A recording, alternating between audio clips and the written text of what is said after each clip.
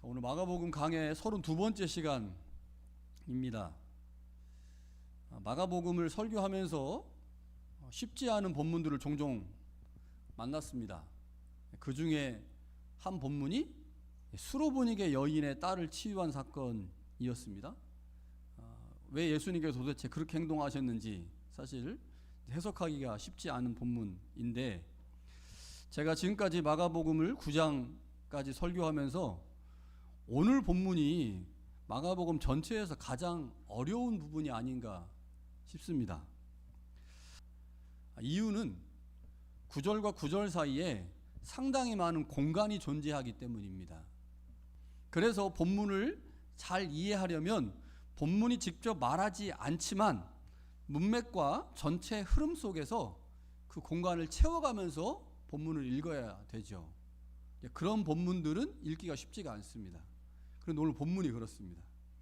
자, 오늘 본문을 어떻게 읽어야 될까? 기본적으로는 지난주에 살펴본 십자가의 길과 연결해서 이 본문을 읽어보려고 합니다. 변화산 사건은 베드로의 신앙 고백이 있은 후 6일이 지나서 일어난 사건입니다. 마가복음에서 어떤 사건을 기록하면서 특정 시간을 언급한 적이 거의 없습니다. 그런데 오늘 본문에는 특정 사건을 특정한 날에 일어났다라고 기록을 하죠. 그게 엿새후입니다. 엿새후. 그러니까 엿새후라고 하는 것은 그 앞단락에 나와 있는 예수님이 제자들에게 제자도를 말씀하신 후에 여섯째 날이 지난 후, 엿새후니까 일곱째 날에 말씀하신 거죠. 자, 마가가 어떤 의도를 가지고 이렇게 기록을 했을까요? 그 성경 전체를 좀 살펴보니까 6일, 이 여섯째 날과 관련된 본문이 성경에 나옵니다.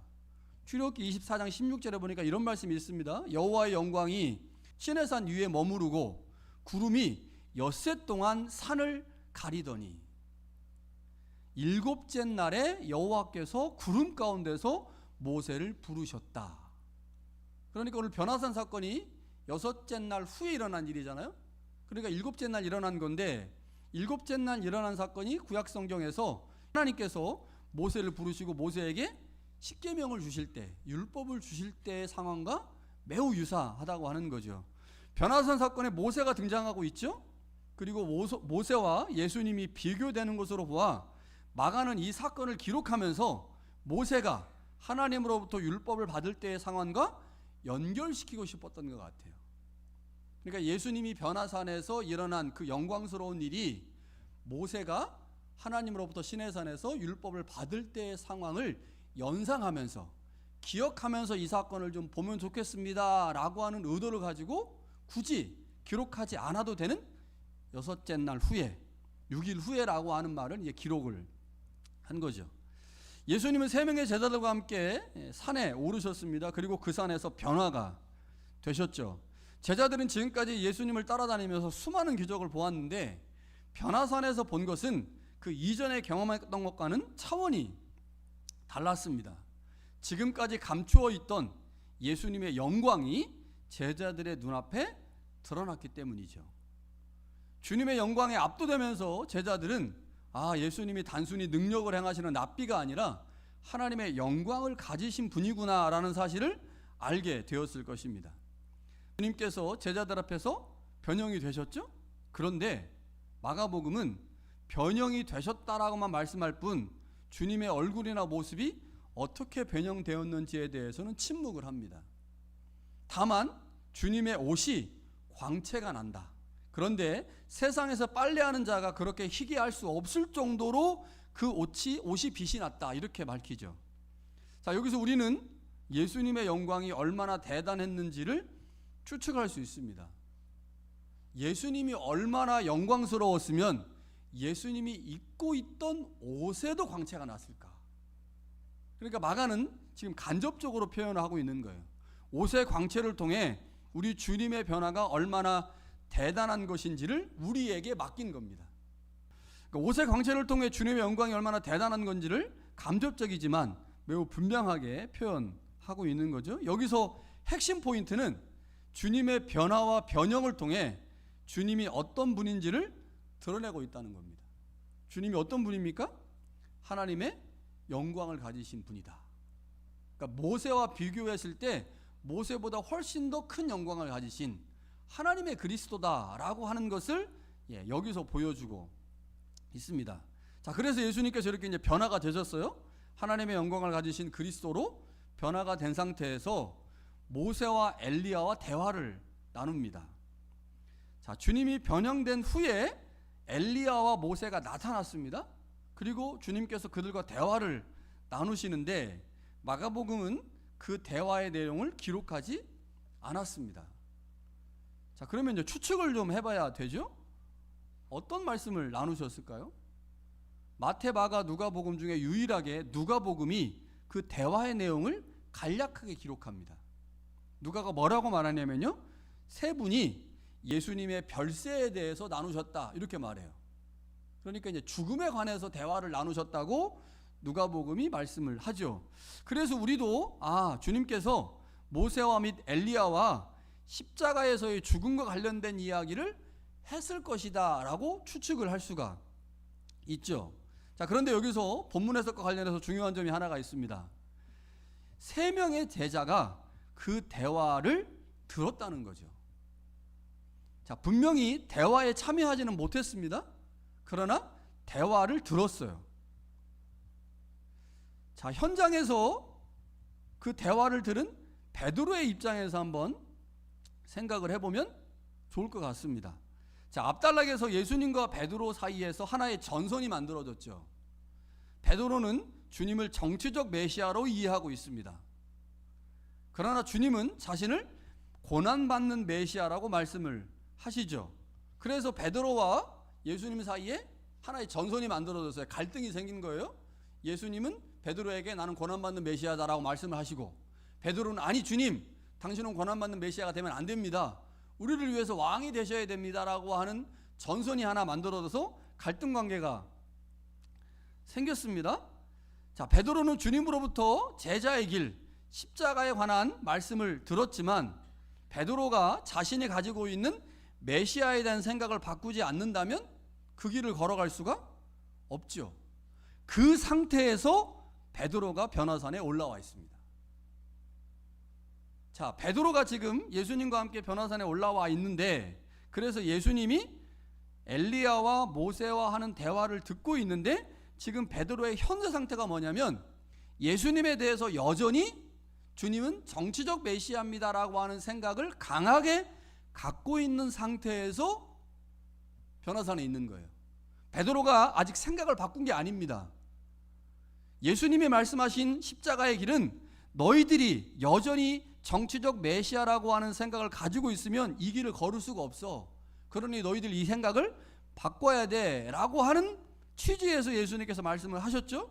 그러나 베드로는 아직 그 생각을 바꿀 생각이 없습니다. 그리고 변화산에 올라와 있어요. 지금 변화산에 있는 베드로의 모습이 어떻습니까? 메시아관을 수정하지 않았습니다. 아직도 예수님을 흐릿하게 보고 있죠. 아직도 예수님을 흐릿하게 보고 있는 베드로가 변화산에서 주님과 엘리야와 모세 사이의 대화를 듣고 있습니다. 그런데 그 대화 내용을 자세히 들어보니 무슨 얘기하는 거예요? 십자가에 관해서 얘기를 하는 거예요. 십자가에 관해서 예루살렘에 올라가서 당하실 고난에 관해서 말씀하고 있는 겁니다. 이 말씀을 들은 베드로가 어떤 생각이 들었을까요? 어떤 생각이 들었을까요? 주님이 저 말씀 또 하시네? 큰일 났네. 나는 예수님을 정치적 메시아로, 예수님이 예루살렘에 올라가셔서 왕이 되셔야 된다고 생각하는데 주님이 갑자기 우리가 위대하게 생각하는 엘리야와 모세가 함께 여전히 십자가에 관한 이야기를 하고 계시네? 뭐가 좀 잘못 돌아가고 있는데? 라고 생각을 했겠죠. 그래서 베드로가 이렇게 말합니다. 우리가 여기 있는 것이 좋사오니 우리가 초막 셋을 짓되 하나는 주를 위하여, 하나는 모세를 위하여, 하나는 엘리야를 위하여 하면 좋겠습니다 라고 말합니다. 자, 이 말을 통해서 우리가 뭐를 알 수 있느냐? 베드로가 예수님의 대화의 내용을 여전히 거부하고 있다는 사실을 알 수 있는 거죠. 무슨 말이냐? 자, 예수님께서 순환예고를 하셨을 때 항변하면서 십자가를 질 수 없다고 베드로가 말을 했는데, 그 베드로는 주님께서 십자가에서 죽으셔야 한다는 말을 도저히 받아들일 수가 없어요. 그래서 그 말씀을 거부하는데, 그 거부하는 방식이 뭐냐? 산 밑으로 내려가지 말고 여기 계속 머물자는 겁니다. 베드로의 의지가 그런 거예요. 예수님, 우리 내려가지 맙시다. 내려가는 건 무엇을 의미해요? 죽는 걸 의미하는 거거든. 예수님이 예루살렘에 내려가셔서 거기서 십자가에서 죽고 고난받는 게 산 밑으로 내려가는 것을 의미하는 거예요. 그런데 베드로는 한번 1차전에서 예수님께 속된 말로 찐따를 먹었잖아요. 예수님 죽을 수 없습니다. 예수님 죽으면 안 됩니다. 그랬더니 예수님이 뭐라고 말씀하셨어요? 이 마귀 새끼야, 사자나 뒤로 물러가라. 이게 찐따를 먹었단 말이에요. 그러니까 베드로가 대놓고 말할 수가 없는 거예요. 예수님 안 됩니다, 죽으시면 안 됩니다라고 말을 하면 또 책망받고 또 꾸리질환 받을 거니까, 그러면 속된 말로 가오가 안 쓰잖아요. 다른 두 제자 앞에서 가오가 안 쓴단 말이에요. 그러니까 베드로가 그렇게 말할 수 없는 거예요. 그래서 어떻게 말해요? 주님, 내려가지 맙시다. 여기서 보니까 우리가 지금까지 경험했던 주님의 영광, 그것과는 비교할 수 없을 정도로 주님이 대단한 영광을 가지신 그리스도로 우리가 당신을 봤는데, 그 그리스도인 당신이 여기서 우리와 함께 초막 찍고 여기서 영원토록 삽시다 라고 말을 하는 거죠. 베드로는 산 밑으로 내려가기 싫었어요. 내려간다고 하는 것은 결국 주님이 죽는 것을 의미하는 거고, 그것을 베드로는 받아들일 수 없죠. 그래서 다른 방식으로 거부를 하는 겁니다. 산 밑에 내려가지 말고 초막 찍고 여기서 계속 머무르면 좋겠습니다 라고 말을 하죠.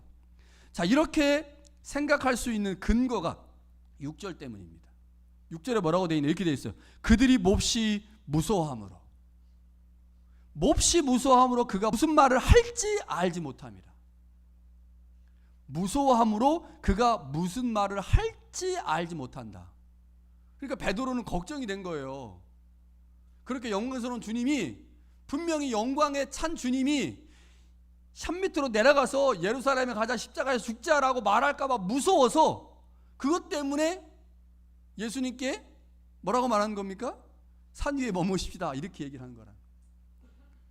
자, 마가복음은 3명의 제자들이 몹시 무서워했다고 말해요. 근데 여기서 몹시 무서워했다라고 하는 말은 무엇인가에 압도되어 큰 두려움에 사로잡혔다는 말입니다. 자, 우리가 이제 두렵다라고 하는 말을 쓸 때 언제 쓰냐면, 하나님의 영광이 나타나실 때 그 영광에 압도되면 경외감이 생기죠. 그 경외감을 두려움이라고 표현하거든요. 자, 예수님께서 지금 하나님의 영광이 임해가지고요, 영광스러운 그리스도의 모습이 나타났습니다. 그러면 제자들이 보통 어떤 반응을 보이면 돼요? 경외감을 보이면 되거든요. 두려움에 빠져요. 그렇게 되면 와, 하나님의 영광이 나타나다니. 근데 여기는 어떻게 표현되어 있습니까? 몹시 무서워했다라고 표현해요. 번역 그렇게 한 겁니다. 왜냐? 여기서 말하는 무서워했다는 말은 예수 그리스도의 영광이 나타나서 그 영광에 압도되어 경외감이 생겼다는 표현이 아닙니다. 그냥 무서운 거예요. 매우 부정적으로 표현하고 있는 거죠. 무슨 말입니까? 제자들이 지금 주님과 모세와 엘리야 사이에 나눈 대화를 듣고 두려움을 느낀 거예요. 왜 두려움을 느꼈을까요? 예수님이 계속 십자가 얘기하니까, 예수님이 계속 예루살렘에 올라가 당하실 고난에 관해서 말씀하니까 두려운 겁니다. 자기들이 이해하고 있는 예수님은 고난받는 메시아가 아닌데 자꾸 예수님이 이제 고난받는다고 하고 죽는다고 하고 예루살렘 가서 자기 죽을 거라고 하니 제자들이 얼마나 두렵겠습니까? 그리고 제자들이 무서운 거예요. 그가 무슨 말을 할지 알지 못함이라. 산 밑으로 내려가자면 어떻게 하지? 죽는다고 하면 어떻게 하지? 예루살렘 가자고 하면 어떻게 하지? 아이고 큰일 났네. 그러니까 두려움에 빠진 거죠. 자, 그런데 그때 놀라운 일이 벌어졌죠. 구름이 갑자기 몰려오더니 산 위에 사람들을 덮었어요. 그리고 구름 속에서 신기하게도 소리가 났습니다. 하나님의 음성입니다. 결정적인 순간에 하나님의 음성이 제자들에게 들려왔죠. 그런데 그 내용을 들어보니 아주 간단해요. 그는 내 사랑하는 아들이다. 너희는 그의 말을 들으라. 주님께서 제자들에게 어떤 말씀을 하시든지 혹은 어떤 말씀을 하셨든지 그 말을 들으라는 겁니다. 자, 그렇다면 제자들이 들어야 될 주님의 말씀이 뭘까요? 자, 두 가지로 나눠볼 수 있죠. 이미 하신 말씀이 있어요. 주님께서 제자들에게 이미 하신 말씀이 뭘까요? 8장에 나오는 십자가의 길입니다. 너희가 나를 따라오려거든 자기를 부인하고 자기 십자가를 지고 나를 따를 것이니라. 너희가 예수님을 정치적 메시아로 이해하면 안 된다라는 말씀을 하셨죠. 그거 들으라는 거예요. 자, 그러면 주님께서 지금 하신 말씀은 뭘까요? 이 말씀은 8장이니까 과거에 6일 전에 하신 말씀이야. 근데 주님께서 6일 전에 하신 말씀 말고 지금 하시는 말씀이 있다는 거예요. 지금 하신 말씀도 들으라는 거죠. 지금 예수님께서 제자들에게 뭐라고 말씀하실까요? 산 밑으로 내려가자 이겁니다. 이게 무슨 말이에요? 산 밑으로 내려가자? 나 죽을 거야. 나 십자가에서 고난받을 거야. 그 말씀을 들으라는 거죠. 예, 제자들 멘붕에 빠졌습니다. 도저히 받아들일 수 없는 십자가를 지는 것도, 예수님께서 예루살렘에 가신다고 하는 것도 도저히 받아들일 수가 없는데 하늘에서 음성이 들리는 거예요. 그의 말을 들으라. 여러분, 신앙생활에서 가장 위험한 것 여러 가지가 있는데 가장 위험한 것 중에 하나는 말씀에 대한 편식입니다. 말씀을 들으면서도 내가 이미 가지고 있는 생각에 맞는 말씀만 받아들이는 것만큼 위험한 신앙생활은 없습니다. 하나님께서 제자들에게 뭐라고 말씀하세요? 너희는 그의 말을 들으라. 뭐예요? 편식하지 마라. 너희가 옳다고 생각하는 것만 받아들이지 말라는 거죠. 지금 제자들은 예수님을 정치적 메시아로 이해하고 있어요. 그래서 예수님이 정치적 메시아로 왕이 되셔야 됩니다. 그것과 관련된 말씀만 들으려고 생각 중이거든요. 그런데 하나님의 말씀하십니다. 아니, 그의 말을 다 들어야 돼. 편식하지 말고 주님이 주는 것 감사함으로 모두 먹어야 돼 라고 하나님께서 말씀한 겁니다. 신앙생활은 내가 듣고 싶은 말씀만 선택해서 듣는 게 아니죠. 내가 불편해도 내가 원하지 않아도 주님이 말씀하신 것을 모두 듣는 것입니다. 취사 선택하여서 내가 듣고 싶은 것만 듣는 것, 이거는 신앙생활의 기본이 안 돼 있는 것을 의미하는 거죠. 그러니까 지금 제자들이 그런 실수에, 그런 우를 범할 수 있는 확률에 지금 빠져 있는 거예요. 그래서 하나님께서 하늘에서 음성으로 너희는 그의 말을 들어라 라고 말씀을 하시죠. 자, 하늘에서 음성이 들렸어요. 그러자 엘리야와 모세가 사라져 버렸습니다. 그러니까 주님이 말씀하십니다. 내려가자. 자, 하늘에서 뭐가 들렸어요?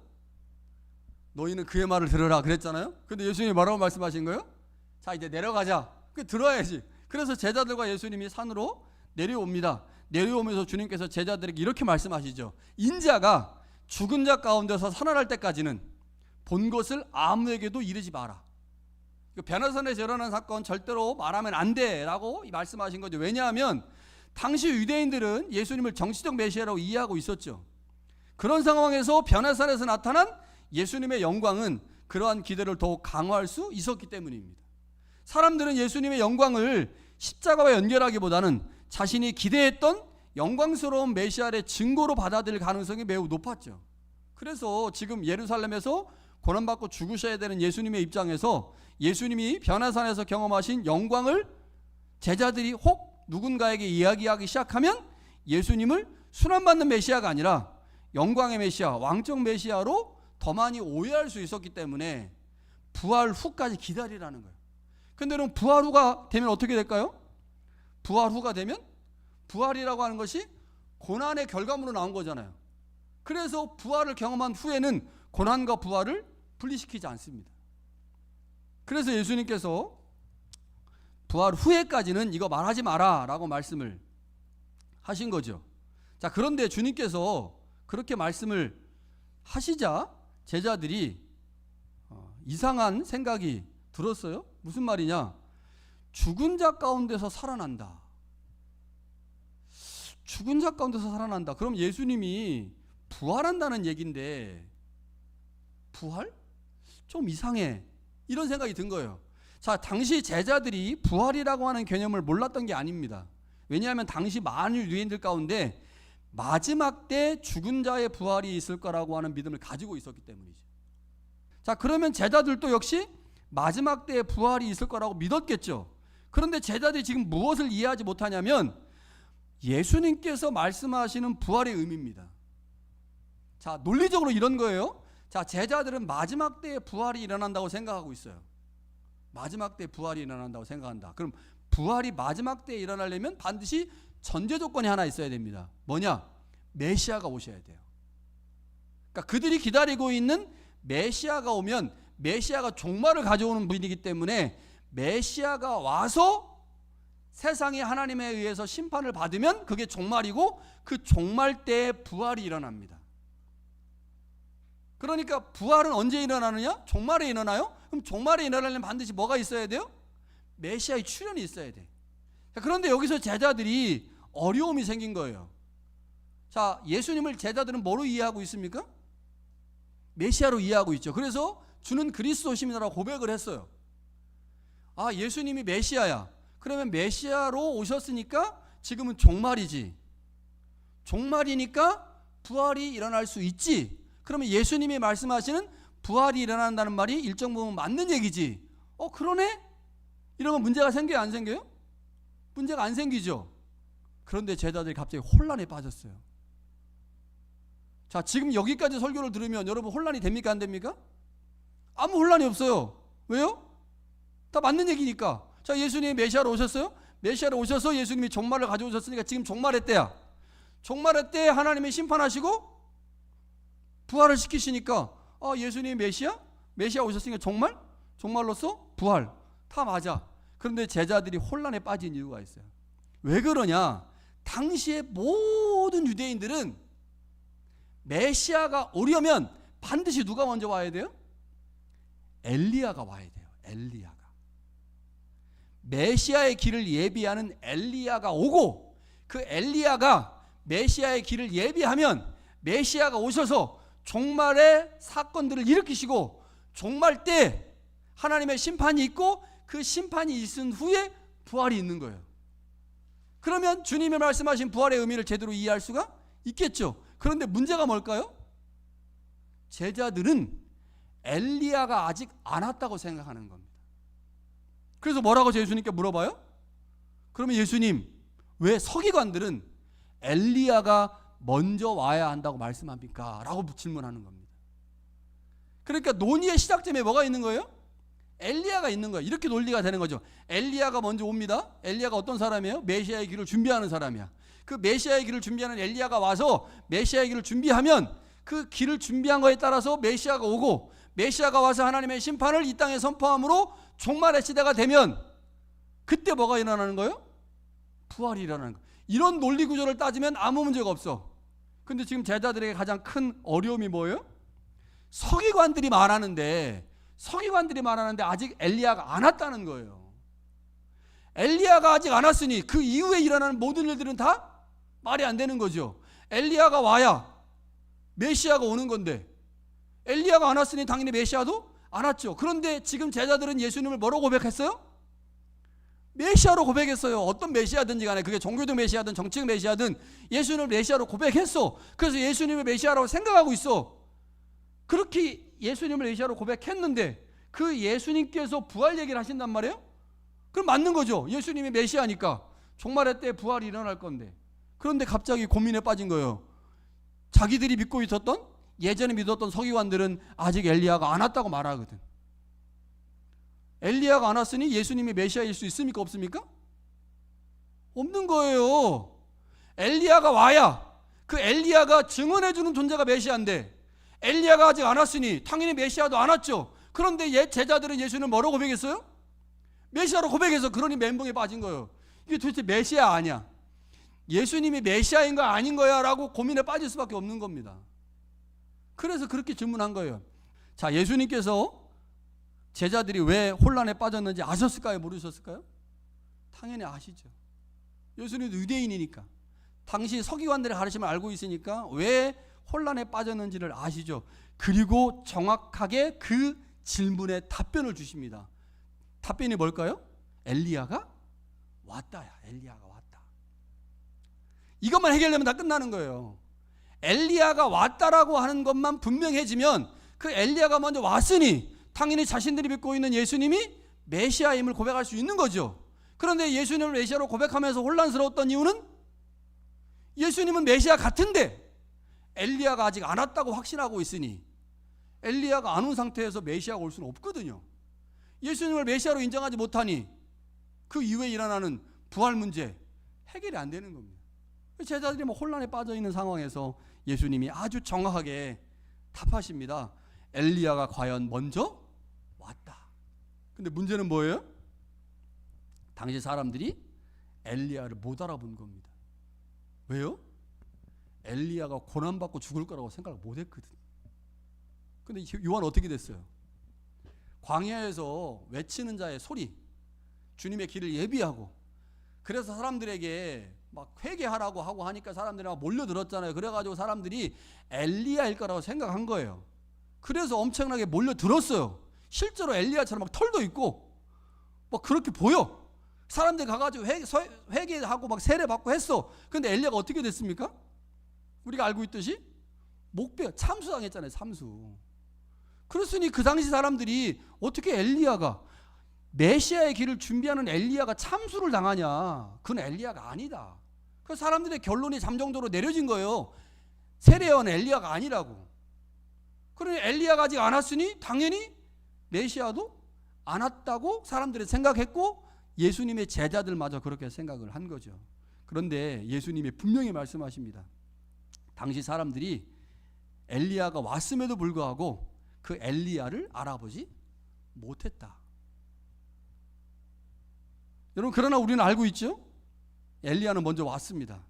그리고 그가 예수님의 길을 준비했죠. 자, 그런데 구약 성경에 보면요, 구약 성경에 보면 메시아상을 두 가지로 기록을 합니다. 첫 번째는 왕적 메시아, 영광스러운 메시아에 관한 기록도 있는데, 고난받는 종으로서의 메시아의 목도 있거든요.